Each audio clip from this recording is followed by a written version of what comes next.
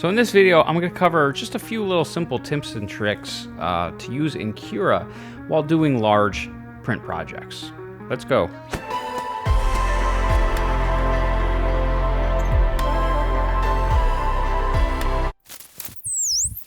This video is brought to you by these patrons. Thank you for your support. What's up, guys? Welcome back to the channel. If you're new here, consider clicking that subscribe button. We're trying to hit 1,000 subscribers by the end of the year. What we do here is we do FPV videos, we do 3D printing videos. It's just two things I'm really into, and I've been doing for a while. I think I've been into FPV for like 4 years now, and I've been into 3D printing for well over a year now, and I've got probably 2.5 to 3 years experience because I've got multiple printers. So if you're into those kinds of videos, go ahead and punch that subscribe button. Anyway, let's get into it because this room is going to get really hot. It's like 94 degrees out. I just shut off my AC, so I'm on borrowed time. So in this video, we're going to feature the ProjectFDL, the FDL-3 blaster. This is a Nerf blaster that runs off a drone motor. So it's kind of like the best of the both worlds here. 3D printing meets FPV. So I'll include this link below. This is to the GitHub page. This is where you're going to get all your STL files right here. But go ahead and download this whole project. You can go right here to code and download zip. I'm pretty sure we all know how to use the zip file, but if you don't, go to your downloads folder and move it to where you want that file. Once you have that in a place where you like it, just go ahead and click unzip, and that will allow you access to these files.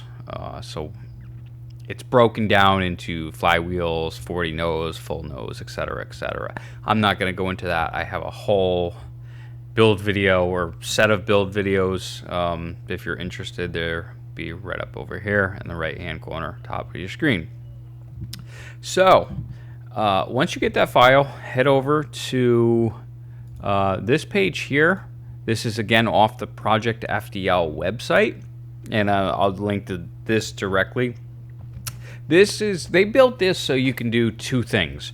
You can either build your own, and then it'll tell you the price of the actual fully built blaster, and you can order it straight from this. So that's kind of cool. And if you want to print it yourself, this is probably not one of their reasons for putting it up, but I like it because you can kind of set up your own blaster and then use this as a reference guide when printing. So there's a really easy way to do this here. If you go up here to primary, you can actually pick just the primary colors. Let's say you want your primaries as purple. You just click purple. Okay, I'm going to leave it as a hatchbox blue. And then the secondaries, you can do the same thing here. We can change it to ice blue, or I really like that inland gray. You can zoom in.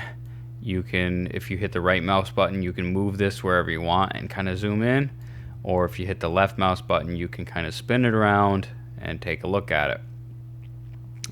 For this, I'm just going to show you the full nose and the full auto tail, but it really doesn't matter. A lot of it is just, this is how you figure out your colors. Now you can do individual, like if you wanted some of these side pieces, just different colors. So we got like the cowl upper, we can change that to, like a white, kind of a dark smoke. Same thing with this guy here.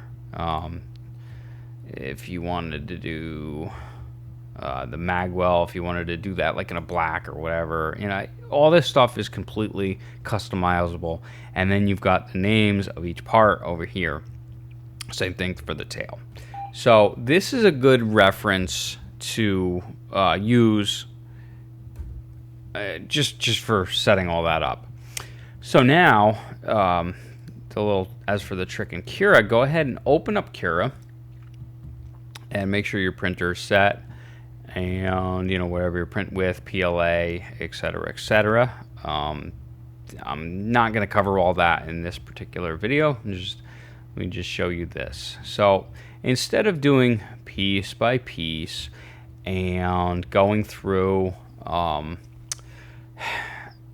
just takes forever. So you go into your FDL-3 folder that I told you about earlier. You got assembly guides, bill of material, CAD files, firmware, folding stock, etc., etc. Oh, real quick, let's go back here. If you wanted to do the robo stock, you can change those colors as well. So let's get back to this. Go into the STL, and let's say we're going to do the 40 nose. So we're going to go over here to nose 40 and go ahead and select all these and then go ahead and drag them onto the build plate. And here's where you get to watch your computer like just choke on itself.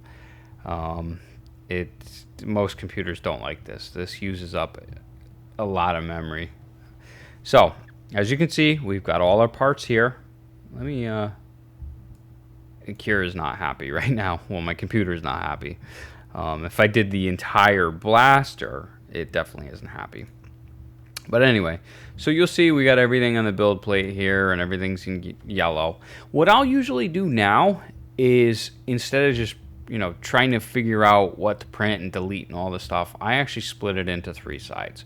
So let's say whatever we're doing in blue, I'll just drag it over here. Whatever we're doing in gray, I'll drag over here. Okay, then I'll set up my build plate. And again, this is just an example here. I'm not actually printing this yet. So let's say all the stuff I want in white, I'll put up there. Okay. Or whatever colors. Then you can go ahead and rearrange your build plate so everything makes sense for print-wise, right? Now, you can go ahead and set all your settings here. Go ahead and click slice and go ahead and save this and print it. Now you're fine to print with this stuff on the left and the right, whatever, okay, because it's in these stripy patterns. The Cura is not going to recognize it for an actual print. So once you're done printing all this stuff, you can go ahead and delete it just like this. Of course, my computer is choking on itself right now.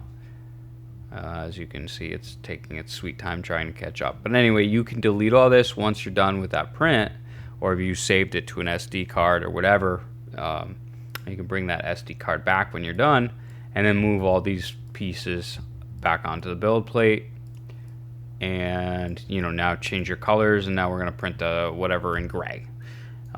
So that's just a quick trick that I use, both using Cura that way and then using this to set up your blaster, because it is kind of daunting when looking at all these parts. Well, what color do I want it, and how am I going to set this up? And then you've got the full auto tail, which you've got. This is 25 parts, and granted, some of these parts you're not going to use. Some of them are a choice between one or the other, but it's just a quick, easy way to figure out your colors and to get everything visualized on the build plate all at once instead of just part after part after part. So I hope that was helpful. I know there was a couple of you who asked about it a long time ago, and I apologize for that. Totally got sidetracked. I'm busy printing another project. I'm printing a ghost trap, or at least the parts for it, little by little. So that just kind of reminded me that I should probably show this. So real quick, simple. Hopefully it helped you. If it did, let me know in the comments below if you already knew about this or this is new to you. And if you enjoyed this video, go ahead and click that thumbs up button. And oh my God, 96% of you have not punched that subscribe button. So if you can, I've got a small goal to blow through 1,000 this year. That would be really cool. At the time of filming this, I believe I'm at 620. So it would really help me out. It would really make me happy if you do that. So anyway, I appreciate you watching. Thank you, and I'll catch you guys next time. Peace.